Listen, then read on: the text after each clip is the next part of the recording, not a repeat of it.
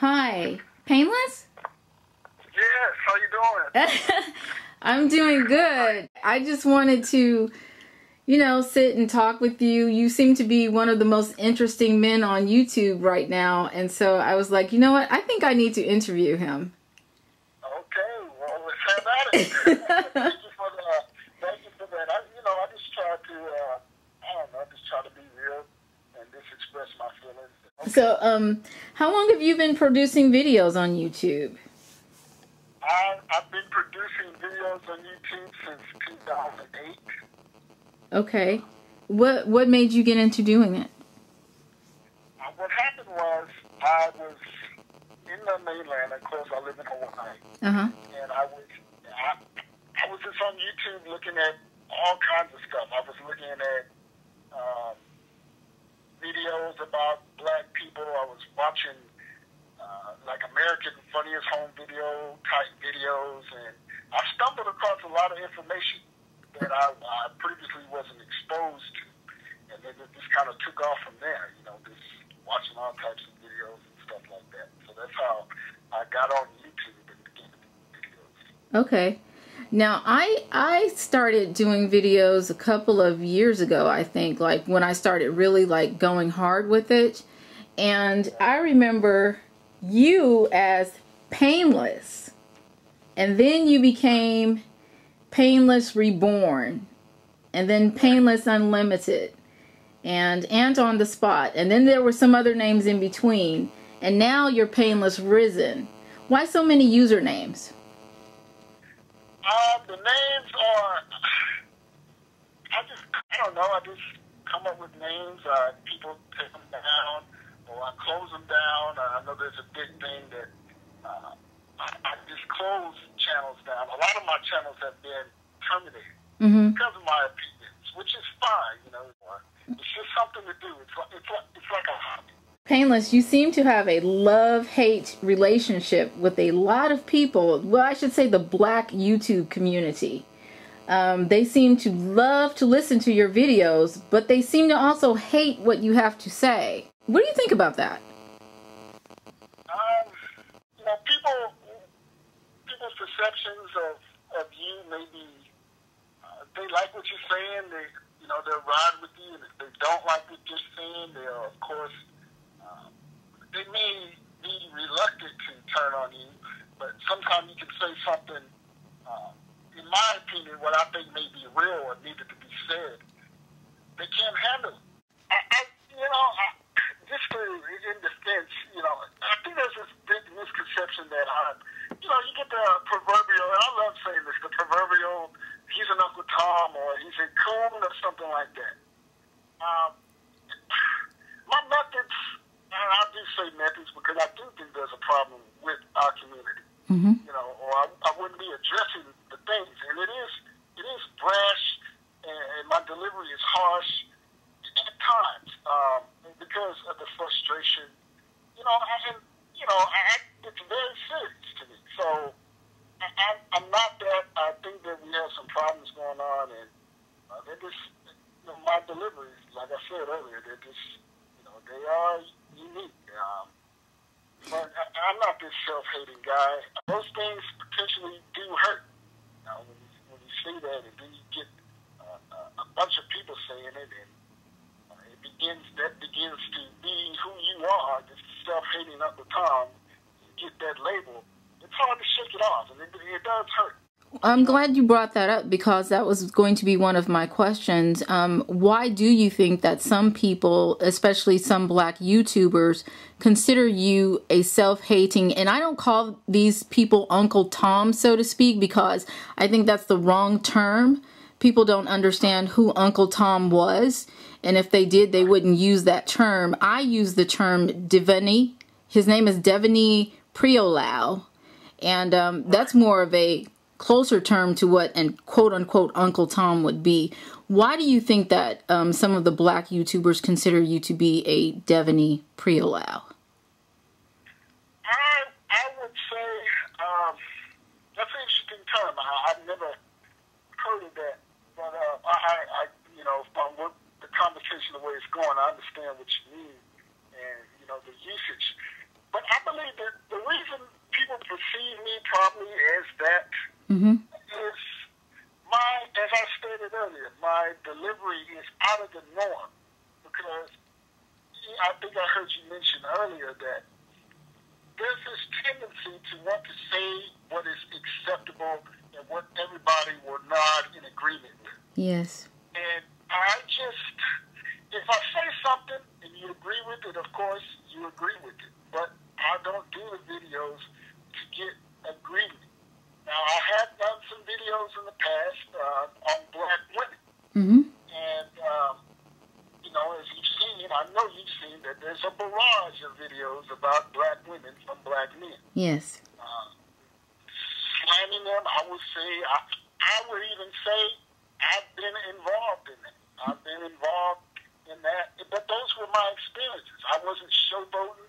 I wasn't grandstanding. These were just my personal experiences. And, some of them were, I honed in on the negative.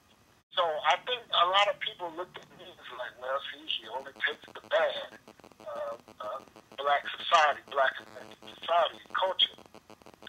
And that's why I believe they perceive me to be an Uncle Tom. I try not to follow the black script, and there is a black script. Yes. And the black script is it's everybody's fault by our own, 400 years of slavery. We don't, the idea of taking personal accountability, well, white people need to take accountability. So therefore, if they haven't taken accountability, I'm not going to take accountability. That strikes people because some people say, how dare you excuse what so-called white man has done? It's not about excusing what they've done. It's saying, hey, right now, the reality is we pretty much have an equal footing. Now, that's in the eye of the beholder. But I'd like to say that we've come a long way since then. And blaming white folks is not going to do it. Is there racism? I bet you there's racism. Is there a system in place where white supremacy, I believe, gets a little, a upper hand? Yeah, yes. But that's by no means a way to keep us suppressed and allowing us to kill each other. And when I hold that mirror up to black people and say, look, and myself, as Painless included, because I don't stand outside the black community, and I say, look at ourselves. And then I began to describe in the face. I describe the eyes. And these are symbols of me describing different things in the community that are wrong. And I say, look at our face. Look at this. Look at that. Look at that. And a lot of black people can't handle it because, I guess to them, unfortunately, they have to look and see what's really going on. And for many, they can't handle that. And I think a lot of black people on YouTube haven't or fail to neglect that there really is a problem. It's easier to call someone out almost pointing out the problem. Easier to make fun of them. It's easier to say the tap dancing for white people. It's the easier thing to do. The hard thing to do is to look in the mirror and say, you know what, I don't like what I see, I want to change it. I've noticed that you've had some YouTube battles, sort of beefs with people. And how do you resolve those conflicts? Or have any of them been resolved? Good question. Speaking of, let's just call it what it is, YouTube beef. YouTube beef, when I had Ann on the spot, I would say that was because I made some controversial Trayvon, the Trayvon Martin situation where this young black teenager was shot. Now, I made some controversial videos with that, and people was, after me. And my thing dealing with... Okay, hold on a second, because I'm not very familiar. What was the most controversial video that you made, and what was said in that video? Okay, I would say George Zimmerman had the right to defend himself. Based on what? What did you base that on? I based that off on the Stand Your Ground law. But so you believe that George Zimmerman was actually standing his ground when he murdered Trayvon Martin? At the time, I did. What's changed? What's changed is new information. The media has been leaking out stuff. Well, not leaking, but has putting, everything is updates. It's updates and it's updates. Mm-hmm. And I'll tell you why I argued that position at that time. Okay. I argued that position because I, for one, believe that guns don't kill. And I know it sounds cliche, but I don't believe guns kill people. I believe people kill people. So I said if George Zimmerman was attacked, and I said, screw the dispatcher said, not to go, why did he follow him anyway? Mm-hmm. And I said in that video, I said, when did black people start listening to police dispatchers when they feel something, that they're threatened or they feel they need to act upon something? Mm-hmm. So it appeared to me everyone was on their high horse, like, would you really listen to a police dispatcher if you saw someone in your community roaming around as you perceive, maybe being potential threat to the community? I said, get over it. No, we're not going to even go there. So I said, if this is what George Zimmerman thought, and, he followed Trayvon, and there was a scuffle, and he shot Trayvon Martin, which he did. He shot him and killed him. I said George Zimmerman at that time, under the Stand Your Ground statute, law, whatever have you, was in the right, because it could easily be reversed. I think people need to put themselves in a position to say, well, what if a situation where, I was attacked and I had a gun and all this stuff, and, it was a guy that was trying to beat me up. Mm-hmm. I have the law on my side to protect myself. Now, when you're introducing racism, a racial component, when you're introducing all that type of stuff, people get emotional. Black people, we get emotional about racism. Right, but let's take the racial portion out of it completely. George Zimmerman still did not have the right to shoot Trayvon Martin based solely on the Stand Your Ground law, as we understand it. Right. Yeah, so at that time when you were arguing that Zimmerman was in the right, you now know you were wrong. Oh, yeah. So what actually changed your opinion? Like, when did the turnaround, when did this epiphany come that you were wrong about supporting Zimmerman's stance? Well, it was more like I said, as new information came out, I mean, the guy, the investigation was botchy in the first place. Mm-hmm. And then when you see that this man had previous, and not that it mattered, but he's been let off the hook a couple of times because of his clout and his pull. And I thought that was wrong. I understand he's sending a narcotics agent out to a homicide case, which to me doesn't sound like proper police procedure. I mean, that's like sending an electrician to do a plumbing job. Exactly. It may not be that extreme, but it shows the variance. Why would you? I mean, where was all the homicide detectives off, or where were they at? Yeah. Why? So as these things began to develop, I began to see, and perhaps I spoke too soon, and I'm not scared to say that. About the Trayvon, I made hasty accusations. I do support any person protecting themselves. Now, I will say this: let's just say Trayvon Martin beat up George Zimmerman, and he was beating the crap out of George Zimmerman. I do believe that if you have a gun, you should shoot him. Mm-hmm. But that's not the case. What happened in here? He was followed, Trayvon Martin. He was shot. He didn't go to jail. That's what struck me. And I said that on the spot, too. I said, if anything, this man should at least be in prison because a life was taken. I don't care what happened. A life was taken. Right. I mean, there has to be some type of accountability you know, with that. I mean, that alone, it should be grounds for more than what he got. Do you think that sometimes when you hear a story where there is a black male involved, or even just, let's just say a black person involved and then a non-black person involved, you tend to take the side of the non-black person immediately? No, I don't do that. Based off information and based off my personal experiences with black people, I try to look at the situation. However, there are patterns that I know from personal experience of what black people engage in. But there are certain things that black people do that I'm familiar with that I say, I see how that can be. Now, some people don't like that.